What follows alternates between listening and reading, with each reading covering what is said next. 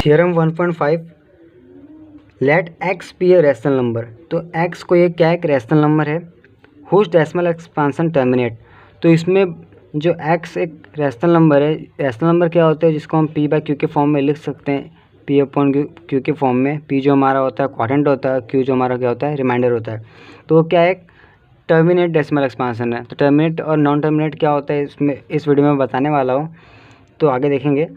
तो क्या वो टर्मिनेट कर रहा है, then X can be expressed in the form of P by Q. तो अगर ये रैशनल नंबर है तो ये पी बाई क्यू के फॉर्म में तो होगा ही। उसमें पी एंड क्यू क्या है, को प्राइम से।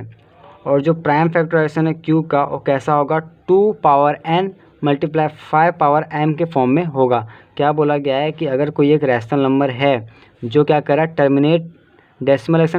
टर्मिनेटिंग डेसिमल एक्सपांसन है, तो क्या होगा उसका जो क्यू का जो प्राइम फैक्टराइजेशन होगा किसके फॉर्म में होगा, 2 पावर n और 5 पावर m के फॉर्म में होगा। तो चलिए इसे पहले करते हैं कैसे करना है इसको। ये तो खाली एक स्टेटमेंट दिया गया है, इसको हम एग्जांपल के थ्रू ही प्रूव कर सकते हैं। तो एग्जांपल हम पहले ले रहे हैं, यहाँ पे क्या, यहाँ पे बोला गया है 3/8। जब हम इसे पहले हम डिवाइड करके चेक करते हैं। तो पहले अगर हम 8 से डिवाइड कर रहे हैं तो क्या होगा 3 को, तो क्या होगा 0.0। तो यहाँ पे क्या हो जाएगा, यहाँ पे क्या होगा 4 3 सा कितना होता है, 8 3 सा 24।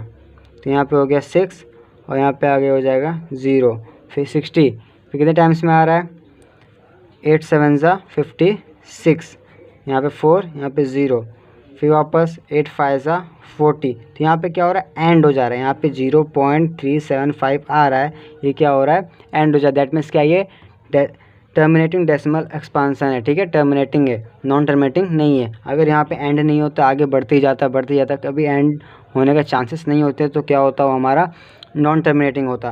तो यही यहाँ पे ऐसा बोला गया है कि जो टर्मिनेटिंग है वो किसके फॉर्म में होगा, जिसका जो क्यू होगा, ये क्या होगा हमारा पी और ये होगा क्यू। वो क्या होगा हमारा क्यू जो होगा किसके फॉर्म में होगा, 2 पावर n के फॉर्म में होगा या फिर 5 पावर m के फॉर्म में होगा। तो हम पहले क्या कर लेते हैं, 8 का प्राइम फैक्टराइजेशन निकाल लेते हैं। तो 8 का क्या हो जाएगा, 8 का हो जाएगा 2 4 जा 8, 2 2 जा 4, 2 1 जा, तो क्या हो गया 2 मल्टीप्लाई 2। तो यहाँ पे क्या 2 पावर 3, दैट मीन्स क्या है 2 पावर n के फॉर्म में आ गया। अब जरूरी नहीं है कि ये 5 पावर m का भी हो, दोनों में से कोई भी हो सकता है या फिर दोनों भी हो सकता है, उसके अलावा कोई और डिजिट नहीं होना चाहिए। तो ये हमारा क्या हो गया, एक डेसिमल एक्सपांसन हो गया, कौन सा, टर्मिनेटिंग डेसिमल एक्सपांसन। तो दूसरा भी एग्जाम्पल हम लेके कर सकते हैं, जैसे अगर लिया जाए बुक में दिया गया है सेकंड, अगर हम लिए क्या 7/80। तो अगर 80 को डिवाइड करें 70 से तो क्या होगा, 80 को डिवाइड करते हैं हम 7 से तो क्या हो जाएगा, यहाँ पे 0 लगेगा, राइट। अब 0 लगेगा, 0 पॉइंट यहाँ पे 0 लगा देते हैं, 00। तो क्या होगा, इसको सॉल्व करेंगे तो क्या होगा, ये कहीं एंड हो जाएगा, तो इसका आंसर आएगा हमारा 0.0875। तो आप सॉल्व करके देख लेना, इसका आंसर ये आएगा।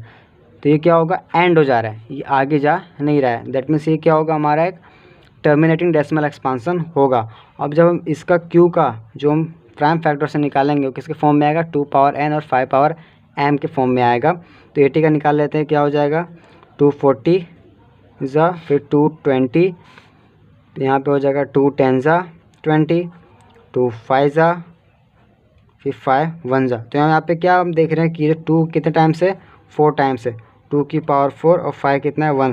दैट मीन्स ये किसके फॉर्म में आया, 2 पावर n 5 पावर m के फॉर्म में आया। तो यहाँ पे यही बोला गया है कि अगर कोई भी टर्मिनेटिंग डेसिमल एक्सपांसन होगा तो किसके फॉर्म में आएगा, 2 power n multiply 5 power m के फॉर्म में होगा, या फिर दोनों में से कोई एक भी हो सकता है या फिर दोनों भी हो सकते हैं। लेकिन अगर इसके अलावा कोई और नंबर आ रहे हैं, बाई चांस मल्टीप्लाई 7 आ रहे हैं, मल्टीप्लाई 11 आ रहे हैं, दैट मीन्स ये क्या होंगे, नॉन टर्मिनेटिंग डेसिमल एक्सपांसन होंगे। तो इससे आपको ऐसे ही मालूम करना है कि टर्मिनेटिंग कौन से होंगे और नॉन टर्मिनेटिंग कैसे होंगे। आपको फ्रैक्शन दिए जाएंगे, जैसे 8/98 ऐसा दिया होगा, दूसरा रैशनल नंबर दिया होगा 29/80। तो इससे आपको पता करना होगा कौन सा टर्मिनेटिंग है और कौन सा नॉन टर्मिनेटिंग है, ठीक है। तो इसको हम क्यू का हम प्राइम फैक्टर से निकालेंगे। उसको निकालने के बाद अगर देखेंगे 2 power n multiply 5 power m के फॉर्म में होगा तो क्या होगा, हमारा टर्मिनेटिंग डेसिमल एक्सपांसन होगा, वरना नॉन टर्मिनेटिंग डेसिमल एक्सपांसन होगा। तो इसी को यूज़ करना है हमको एक्सरसाइज 1.4 के क्वेश्चन 1 में।